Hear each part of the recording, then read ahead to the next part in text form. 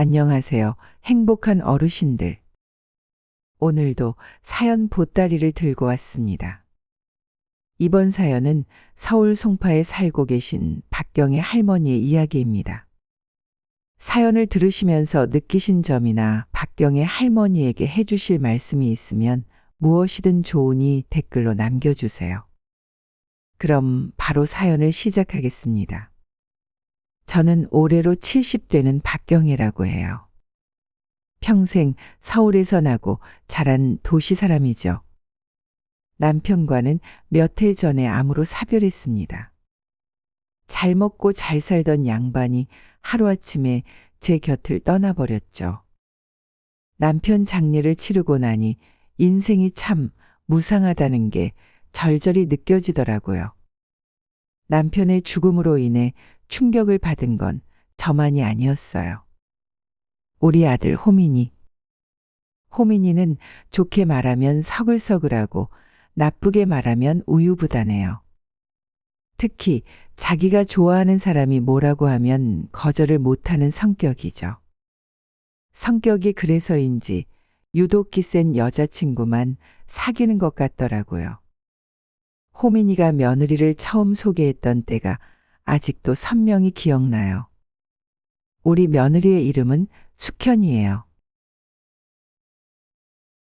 안녕하세요, 어머니. 유숙현이라고 합니다.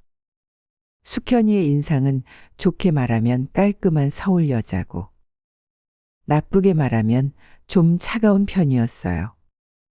실제 성격도 그렇고요. 하지만 전 우유부단한 호민이에게는 똑 부러진 여자가 필요하다고 생각했죠. 아들의 단점을 보완해 주지 않을까 하는 막연한 기대가 들었거든요. 하지만 그건 제 착각이었어요. 숙현이로부터 쌓은 기운을 느낀 건 결혼 준비를 마칠 즈음부터였어요. 식장은 기본이고 양가 친지들에게 청첩장까지 모두 돌린 때였죠. 갑자기 숙현이로부터 전화가 오더니 저하고 단둘이 밥을 먹고 싶다는 거예요. 당시 예비 며느리이던 그 아이가 시어머니가 될 저에게 먼저 밥을 먹자니 약간 의외라는 생각이 들면서도 기분 좋게 받아들였죠. 서울 깍쟁이처럼만 생겨선 이런 면도 있구나 하고요. 저희 둘의 식사는 평범했어요. 멀지 않은 쌀국수 집에 가서 국수 한 그릇 먹고 근처 카페에 갔죠. 사실 저는 별다른 생각 없이 나간 자리였어요. 그냥 적당히 시간을 보내다가 집에 갈 생각이었죠. 그런데 그때 숙현이가 그러더라고요. 어머니, 저는 고부간에는 아무리 가족이라도 어느 정도 거리가 필요하다고 생각해요. 멀고도 가까운 이웃처럼요. 무슨 말씀이신지 아시죠? 처음에는 조금 당황스러웠어요. 그도 그럴 게 저는 숙현이에게 어떤 부담도 주지 않았거든요. 저부터도 그런 걸 싫어하는 편이고요.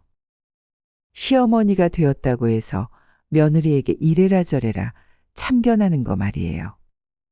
그게 싫은 이유는 분명했어요. 제가 예전에 시어머니한테 정말 지독하게 당했었거든요. 저희 남편은 좋은 사람이었지만 고부간의 갈등을 조절하는 면에서는 정말 무능했죠. 시어머니의 아들 사랑은 정말 끔찍했어요. 하루가 멀다 하고 신혼집에 찾아오시는 건 기본이었고, 돌아가신 분한테 이런 말 하면 그렇지만 매일 감나라 배나라 참견하시는 건 정말 참기 힘들 정도였으니까요. 오죽하면 제가 시어머니 때문에 이혼까지 생각했을까요? 지금까지도 제일 싫었던 건 시어머니가 저희 집 거실에 계실 때였어요.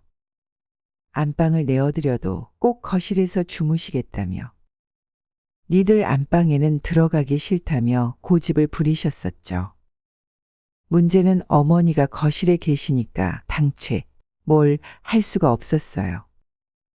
음식을 하려고 해도 어머니가 한마디 하셨고, 빨래를 하려고 해도 어머니가 따라와 잔소리를 늘어놓으셨죠. 세제를 왜 이리 많이 쓰는 거냐, 돈이 남아도는 거냐, 어쩌고 저쩌고. 지금도 그때 들었던 잔소리만 생각하면 치가 떨려요. 그런 끔찍한 경험을 하면서 저는 나중에 며느리를 얻으면 절대 고부간의 참견을 안 해야겠다고 결심한 상태였어요. 서운한 게 생겨도 제가 먼저 양보하고 최대한 잘 지내볼 생각이었죠. 특히나 며느리가 제 마음에 안 들어도 말이에요. 그런데 정작 저의 예비 며느리 숙현이는 이런 제 생각은 묻지도 않고 먼저 말을 저렇게 한 거였죠. 많이 당황스럽고 기분이 좋지 않았어요. 이 아이한테 이런 면이 있었나 싶고 마음 같아서는 한마디 쏘아붙이고픈 마음이 굴뚝 같더라고요. 이제 와서 하는 말이지만 그 당시 저희가 사돈 쪽에 많이 맞춘 상태였거든요. 하다못해 양가 예물도 사돈 쪽에서 최소한으로 하자고 해서 그대로 했죠. 그 외의 식장도 양가 손님들 부르는 규모도 어지간한 건 다 며느리 쪽이 원하는 대로 해줬어요. 무엇보다 제가 숙현이한테 결혼 선물로 경차를 한 대 해줬거든요. 엄청나게 큰 선물은 아니지만 제 딴에는 큰맘 먹고 해준 거였죠. 그런데 결혼 직전에 예비 시모인 저에게 이렇게 무리하게 나오다니. 그것도 지금까지 내가 자기네를 많이 배려한 걸 뻔히 알면서도 말이에요. 이건 아니다 싶어서 뭐라고 한마디 하려다가 순간 호민이 얼굴이 떠오르더라고요. 내가 여기서 괜히 한마디를 못해서. 만약 그랬다가 숙현이랑 사이가 안 좋아지면 그럼 호민이하고의 사이도 안 좋아지는 거 아닌가. 좋으니까 하는 결혼이라 신혼부부들이 의례 서로 죽고 못 산다지만 그 중에서도 호민이는 숙현이를 좋아하는 티가 정말 많이 났거든요. 이대로 숙현이랑 싸운다면 호민이 성격상 자기 와이프랑 제 사이에서 어쩔 줄 몰라 할 게 뻔히 보이더라고요. 한숨을 깊이 쉬었어요. 눈을 꾹 감고 주먹을 지그시 쥐었죠. 그래, 그냥 한번 넘어가 주자. 숙현이 이 아이도 요즘 별난 시어머니들이 많다는 소문을 듣고 걱정돼서 한마디 한 거겠지. 이게 이 아이의 진심은 아닐 거야. 마음을 굳게 먹고 숙현이 앞에 고개를 끄덕였어요. 그래, 나도 그렇게 생각한다. 너도 그렇다니 다행이구나. 제 말에 숙현이가 기뻐하면서 웃더라고요. 정말이에요, 어머니? 하고 말이에요. 저는 그저 고개만 끄덕일 뿐이었죠. 그래, 정말은 정말인데 네 태도 때문에 기분이 잡쳤다고 할 수는 없었으니까요. 제가 당시에 참을 수 있었던 이유는 순전히 호민이에 대한 사랑 때문이었어요. 호민이하고 저는 다른 모자하고는 조금 다르거든요. 흔히들 말하는 무뚝뚝한 아들과 엄마 사이가 아니에요. 호민이는 나이에 비해 어리광이 조금 더 있는 편이고 저는 그런 아이를 성심성의껏 챙겨주는 편이죠. 저희 모자는 다른 사람들보다 친밀하다고 늘 자부해왔으니까요. 아들을 사랑하는 마음에서 결국 전 며느리의 말을 이해해 주기로 했어요. 어차피 제가 가지고 있던 생각과 크게 다르지 않은 말이고 결혼을 앞두고 여자가 예민해지는 건 의례 있는 일이니까요. 그냥 요즘 젊은이들이 솔직과 무례를 구분하지 못하는구나 하고 넘어갔죠. 그런데 시간이 지나 지금 돌이켜보니 그게 아니었더라고요. 숙현이는 그냥 무례한 아이였던 거예요. 결혼식 이후에 저는 숙현이의 바람대로 살기 위해 최선을 다했어요. 가깝고도 먼 이웃처럼요. 아니, 정정해야겠네요. 그냥 먼 이웃처럼 살았어요. 호민이랑 숙현이하고는 명절을 제외하면 딱히 서로 교류할 게 없었으니까요. 안부 전화 횟수도 1년에 5번을 넘어간 적이 없었어요. 명절 때 와도 그냥 하룻밤 자고 가는 게 전부였죠. 당연히 저도 사람인데 아쉬움이 없는 건 아니었어요. 제 친구 중에도 딸 같은 며느리를 얻어 즐겁게 지내는 경우가 있었으니까요. 하지만 그래도 전 참을 수 있었어요. 호민이가 숙현이랑 있으면 정말 잘 웃더라고요. 마음이 약한 아이라 자기 아빠가 죽고 나서 한동안 의기소침해 보였는데 숙현이가 저한테는 조금 쌀쌀맞을지라도 그래도 자기 남편한테는 잘하는구나. 그래, 그거면 됐다 싶은 마음이었답니다. 한데요. 그런 제 생각이 바뀐 사건이 있었어요. 숙현이가 자기 남편한테도 제대로 하지 못한다는 명백한 증거가 나왔거든요. 사건의 발단은 때 아닌 아들의 갈비찜 타령이었어요. 가끔 아들이 전화로 엄마가 해준 갈비찜이 먹고 싶다고 할 때가 있거든요. 그런데 한동안 거의 매주 갈비찜이 먹고 싶다고 그러는 거예요. 하나뿐인 아들의 전화라 반갑기도 했지만 조금 이상했죠. 애는 자기 부인도 있는데 왜 나한테 해달라고 하는 거야? 그러다 문득 드는 생각이 설마 숙현이가 밥을 제대로 안 해주나 싶더라고요.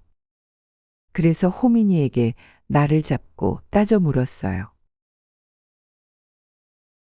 호민이 너 제대로 말해봐. 숙현이가 밥을 제대로 안 해주니? 처음에는 딱 잡아떼더라고요. 그런 일 없다면서요. 하지만 제가 누군가요? 30년 넘게 호민이를 곁에서 바라봐온 호민이 엄마잖아요. 녀석의 목소리만 들어도 참인지 거짓인지 알 수 있었죠. 결국 제가 계속 추궁하니 어쩔 수 없다는 듯 인정을 하더라고요. 그게 사실 맞아요. 지난번에 숙현이랑 크게 한번 다툰 적이 있었거든요. 그런데 그 뒤로 밥은 제가 알아서 챙겨 먹으라고 하더라고요. 저는 그 말을 듣고 너무 충격을 받았어요. 아니, 아무리 싸웠다고 해도 남편 밥을 굶기다니요. 그것도 자기는 아무것도 안 하고 집에만 있으면서 자기 남편인 호민이는 매일 밤늦게까지 야근을 하는데요. 너무 화가 나서 당장 숙현이한테 전화로 따져 물을까. 몇 번을 참았는지 모르겠어요. 하지만 결국 겨우겨우 참는 쪽으로 결정했죠.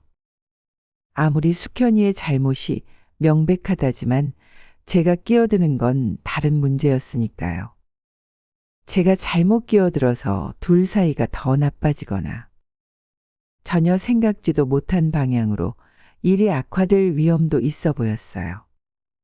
그래서 참은 거였죠. 순전히 호민이의 행복을 생각하면서요. 허나 아무것도 안 할 수는 없었죠. 이대로라면 호민이가 숙현이한테 계속 핍박을 받으면서 살 테니까요. 고민 끝에 내린 결정은 제가 행동으로 보여주는 거였어요. 호민이가 먹고 싶다는 갈비찜. 그 갈비찜을 해서 직접 며느리한테 갖다 주기로 한 거죠. 그것뿐만이 아니라 반찬들을 이것저것 해서 같이요. 물론 그다지 내키는 방법은 아니었어요. 지금까지 봐온 숙현이 성격상 반찬을 갖다 바쳐도 곱게 보지 않을 것 같았거든요. 하지만 저는 분명히 알려주고 싶었어요. 맞벌이를 하는 게 아닌 전업주부라면, 그리고 열심히 일하는 남편을 둔 복을 가진 여자라면 마땅히 해야 하는 의무가 무엇인지를요. 계획도 차근차근 잘 준비했어요. 최대한 숙현이 심기를 거스르지 않으려고요. 우선 제가 간다는 연락은 호민이를 통해 전달했어요. 호민이에게 제가 가는 날짜와 시간까지 확실히 전달하라고 몇 번을 일러두었죠. 분명히 전달했다는 호민이의 말을 듣고 난 후 저는 정말 가기 전날부터 밤낮 없이 음식을 준비한 것 같아요. 간단한 무침부터 시작해서 전까지 부치고 보다 못한 옆집에서 물어보더라고요. 집안에 큰 행사라도 있냐고. 행사라면 행사였죠. 며느리님이신 숙현이에게 우리 아들 좀 잘 대해달라고. 일종의 뇌물이자 우회적인 압박이었으니까요. 그렇게 제가 가기로 한 날이 되었어요. 호민이가 도와줬다면 좋았겠지만 회사에 일찍 출근하느라 그럴 수 없었죠. 저는 짐을 이고 지고에서 힘겹게 버스를 타고 지하철을 탔어요. 땀이 정말 뻘뻘 나더라고요. 그날이 또 올해 최고 더위라고 해서 나중에 아파트 단지를 올라갈 때는 정신까지 혼미하더라고요. 하지만 이를 악물었죠. 지금 내가 딛는 이 한 걸음은 단순한 한 걸음이 아니다. 우리 아들 호민이를 위한 것이다. 자식의 행복을 위해서라면 무슨 짓이든 하는 게 바로 부모잖아요. 다른 집 같았으면 며느리랑 중간에 만나서 음식을 전달했을 테지만 저는 그러기는 싫었어요. 괜히 며느리에게 트집 잡히기 싫었거든요. 자기 바쁜데 제가 괜히 방해했다는 소리를 듣고 싶지는 않았죠. 숙현이는 늘 바쁜 일이 있는 편이었어요. 직장도 다니지 않는 아이가 뭐가 그리 바쁜 건지. 제가 가끔 전화를 해도 잘 받지 않았고 나중에야 다시 전화를 해 변명만 늘어났어요. 집안일을 하느라 바빴다. 어쨌다. 저쨌다. 하지만 다 알죠. 그냥 시엄마 전화 받기 싫어서 피한다는 것을요. 저는 다 알면서도 그냥 티내지 않고 넘겼어요. 상황이 이러니 제가 자기들 먹을 음식을 대령하면서도 중간에 만나자는 전화 한 통 못하는 거였죠. 물론 숙현이도 참 대단한 게 제가 차도 없이 힘들게 가는 걸 뻔히 알면서도 빈말이라도 자기가 먼저 나오겠다는 소리 한 번 안 하더라고요. 정말 대단하다 싶었답니다. 어쨌거나 그렇게 며느리네 아파트 앞에 도착했어요. 단지 입구 인터폰에 호수 번호를 누르고 호출 버튼을 눌렀죠. 그런데 뭔가 이상했어요. 아무리 벨을 누르고 기다려도 숙현이가 문을 안 열어주는 거예요. 저는 이럴 리가 없다고 생각했어요. 그도 그럴 게 호민이한테 제가 오늘 이 시간에 오겠다고 몇 번을 말해놓은 상태였고 심지어 방해되지 않게 집에 가만히 있으면 제가 배달까지 가겠다고 했으니 숙현이가 할 일은 제가 힘들게 배달한 음식을 받으면 끝이었어요. 심지어 저는 그 집에 주는 냉수 한 잔도 마시지 않고 거절하고 나올 생각이었죠. 그런데 아무리 그 집 번호를 인터폰에 호출해도 신호음만 가지 문을 안 열어주는 거예요. 결국 어쩔 수 없이 호민이한테 다시 전화를 걸었어요. 숙현이한테 전화하기는 껄끄럽고 호민이를 통해 숙현이에게 연락할 셈이었죠. 그런데 호민이도 전화를 안 받는 거예요. 일 때문에 바쁜 건지 어쩐 건지 상황이 참 답답하더라고요. 안 그래도 무더위에 양손에 무거운 음식은 들고 있지. 온몸에서 땀은 뻘뻘 나지. 그래서 고민하다가 결국 숙현이한테 전화를 걸었어요. 정말 수많은 고민 끝에 내린 결정이었죠. 저도 스트레스를 참 많이 받았었나 봐요. 통화 버튼을 눌러서 신호가 가는 소리만 들어도 몸이 움찔하더라고요. 그런데 얘도 전화를 안 받는 거예요. 고민 끝에 전화를 걸었으면 받기라도 해야 하는 건데. 참 답답하고 힘들더라고요. 여기서 하루 종일 이렇게 기다릴 수도 없고. 무엇보다 이대로 있다간 음식이 다 상할 판이었어요. 이대로는 안 되겠다 싶어서 일단 짐을 들고 다시 힘겹게 아파트 단지를 나왔어요. 음식이 상하기 전에 가까운 카페에라도 가서 있을 생각이었죠. 아파트에만 도착하면 음식을 갖다 주고 나올 생각이었는데 다시 가지고 나오려니 짐을 든 두 팔이 아주 떨어져 나갈 것 같더라고요. 이를 악물고 뒤뚱거리면서 나오고 있는데 저 멀리 젊은 여자들 한 무리가 다가오는 거예요. 뭐지 싶어서 자세히 보니까 그 여자들 사이에 숙현이가 있더라고요. 대여섯쯤 되는 자기 또래 여자들하고 깔깔대며 웃으면서요.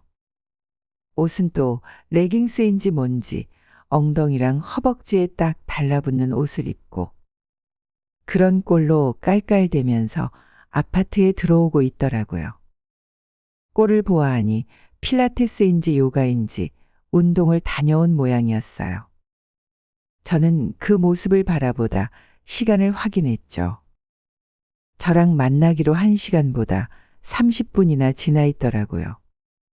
마음이 차갑게 식더군요.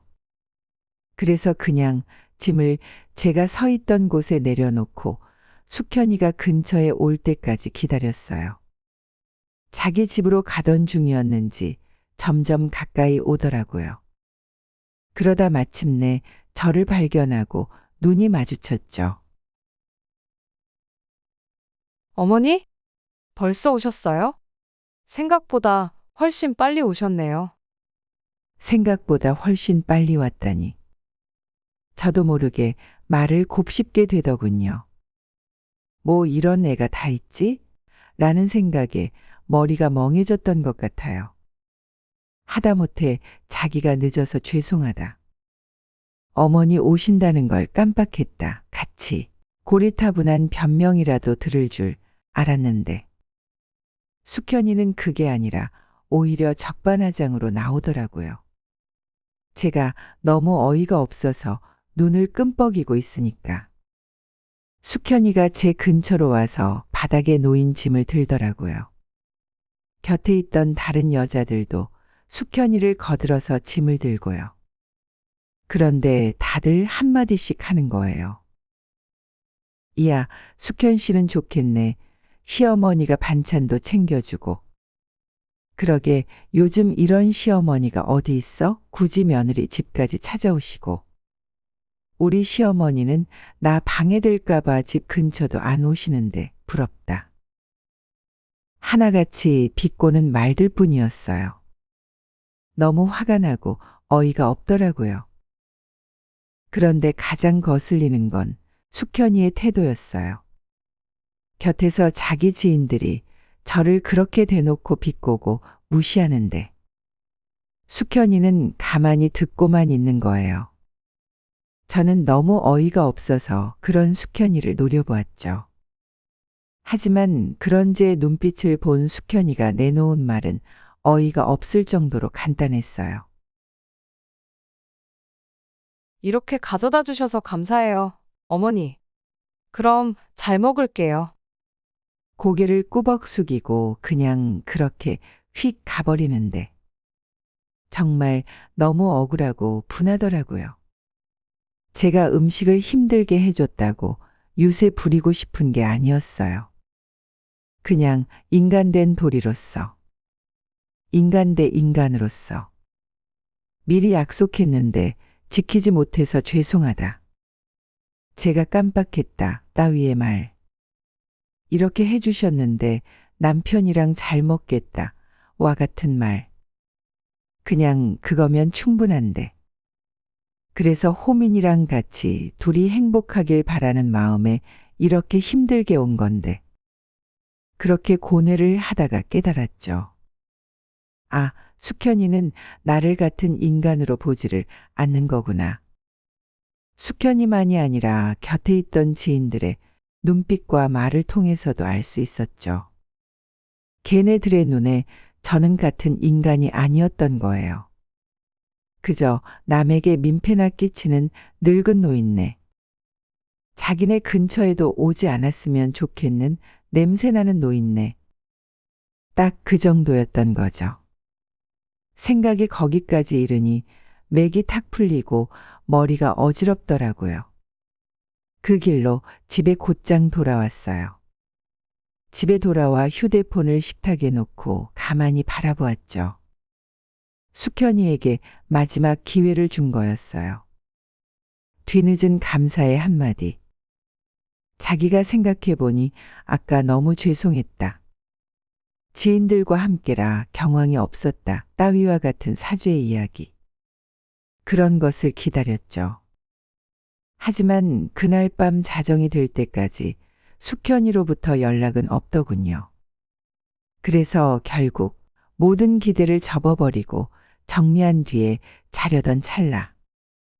호민이한테 전화가 왔어요. 숙현이가 아닌 호민이한테 전화가 오다니.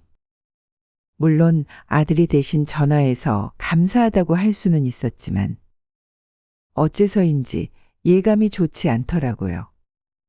그래서 일단 전화를 받았죠. 그리고 전화를 받자마자 저는 제 직감이 맞았다는 걸 느꼈어요. 호민이가 첫마디를 하는데 목소리가 어둡더라고요. 엄마, 혹시 오늘 숙현이하고 무슨 일 있었어요? 저는 천천히 눈을 끔뻑였어요. 보통 음식을 가져다 주면 먼저 나와야 할 이야기는 잘 먹었다거나 감사하다인데. 오히려 며느리하고의 일을 묻다니요. 보통 상황이 아니라는 걸 바로 깨달았죠. 무슨 일이 있다니? 너야말로 내가 반찬 가져다 주고 나서 숙현이랑 무슨 일이라도 있었던 거니? 싸운 거야? 그게 엄마 숙현이가 선택하래요.